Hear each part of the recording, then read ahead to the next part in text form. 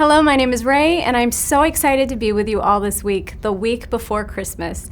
This is my absolute favorite time of year, as I'm sure it's the same for many of you. I love the extra time spent with family, the traditions that I grew up with. Shout out to my Tate family and all of our Norwegian desserts, especially rice cream. If you don't know what rice cream is, and no, I'm not saying ice cream, rice cream. If you don't know what rice cream is, you're really missing out. But not only do I love and practice the traditions that I grew up with, I also love the traditions and memories that Chris and I have created for our family.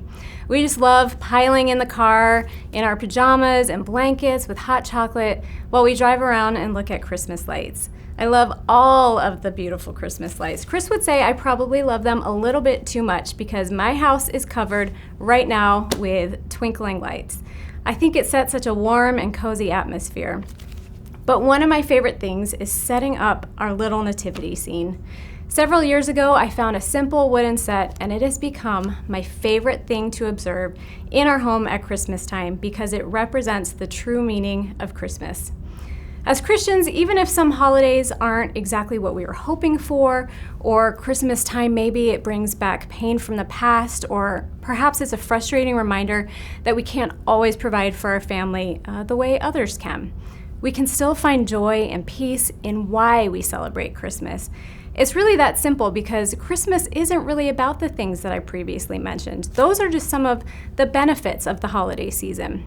Christmas is about the precious birth of our Savior and the true reason that we have hope for our eternal future. And that is what I'm going to focus on this week.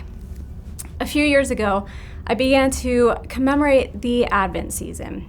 Advent is a time to remember and reflect on the season of Christ's birth, but also to look forward to the future with excitement, knowing that one day we're going to be united with Him. Advent is celebrated the last 4 consecutive Sundays before Christmas, and each Sunday it has its own theme: hope, peace, joy, and love. So I figured, the week before Christmas, how fitting it is to take a moment each day and thank God for sending us His Son in the form of a very special baby. Tomorrow we'll jump right in with the first theme of Advent, which is hope. But for now, let's look at John chapter 1, verses 9 through 14. The true light, which gives light to everyone, was coming into the world.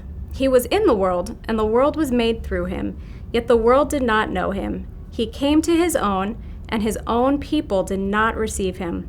But to all who did receive Him, who believed in His name, He gave the right to become children of God, who were born not of blood, nor of the will of the flesh, nor of the will of man, but of God. And the Word became flesh and dwelt among us, and we have seen His glory, glory as of the only Son from the Father, full of grace and truth.